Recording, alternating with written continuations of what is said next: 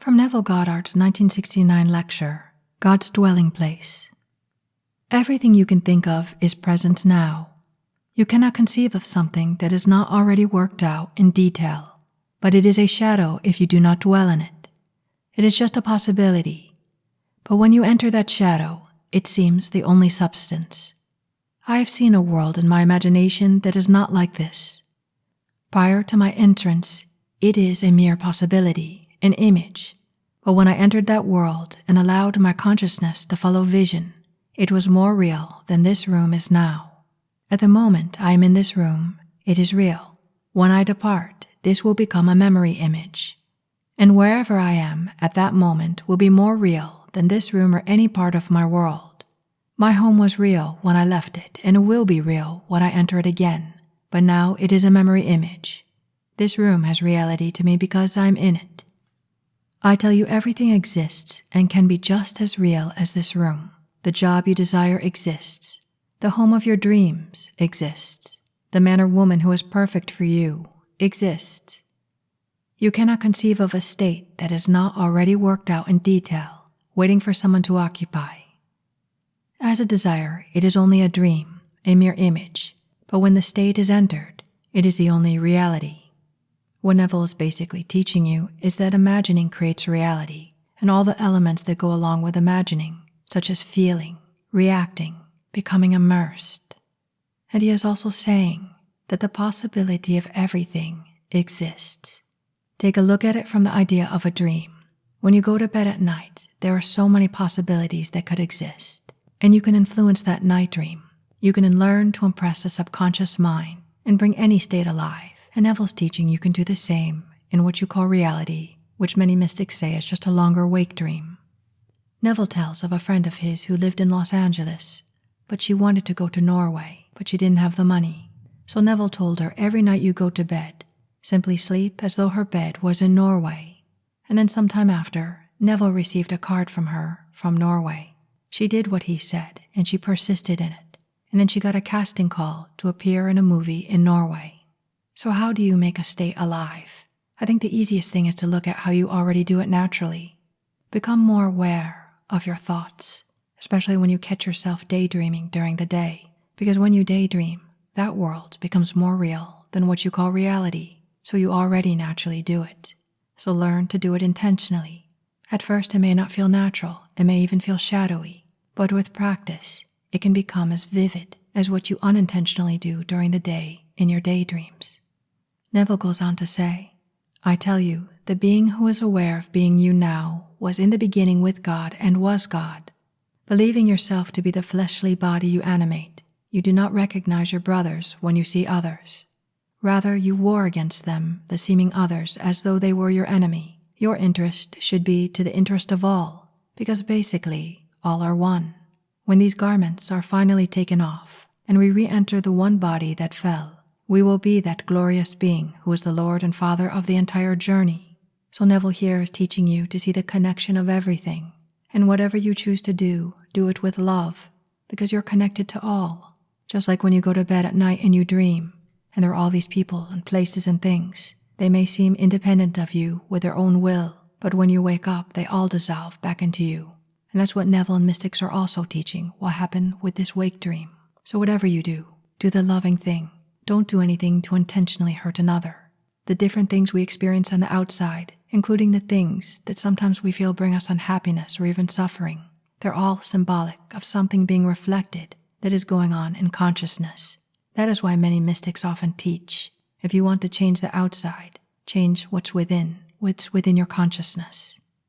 And what's alive in your consciousness is what you put your awareness in, usually unintentionally. What are you aware of? What do you give your attention to?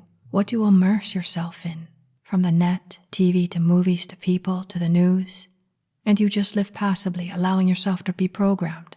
Or do you use each day, or as you experience things you don't want to, or even have desires for things you do want to experience? Do you at least make a list of these things and bring them to life by putting your attention on them? It could be even as simple as just reading this list a few times a day, especially those poignant times just before sleep and upon awakening. But anytime you feel relaxed and joyful. And you can get more intense by having imaginary conversations as Neville taught, or even intentional daydreams, especially into sleep. Neville also tells his experience of a man who had a bad dream, but in his dream he was able to tame the monster that he saw. And Neville also had this experience, and the more he tried to beat this monster down, the more it grew. And Neville said we all have these two kind of sides within us. And you don't get rid of the monsters by trying to beat them down. That just empowers them. But Neville learned from this, and instead he decided to redeem this monster no matter how long it took. And in that, what's symbolic of the angels, the good, the light, the joys, all became magnified. And the monster lost its power and ceased to be. And Neville says of this, everyone will one day confront these two personifications of thought, noble and ignoble. One grows on violence, and the other grows on love.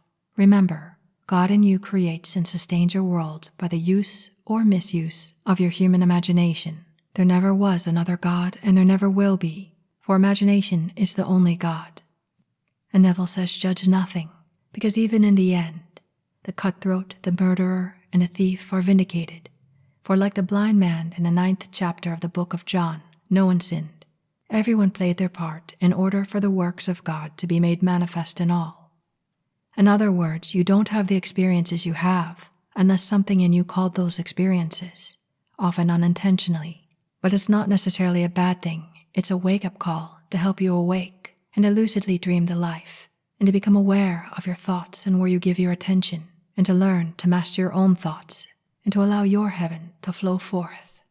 So Neville, through personal experience, realized all the different parts he played, and finally he came to a place where all he saw was perfection. He saw the connection of all, the greater picture, the true reality. So the dream of life for him became finished, and he remained to tell his story for only so long, knowing that he would depart and others would carry on, and he knew that not all would be able to accept it just yet. And he tells you, leave them alone for now, it doesn't matter, but continue to share your story as you experience it, for we will all have this experience, and we will all wake back up into the one brotherhood, the one consciousness that is dreaming this dream of life. Now, let us go into the silence.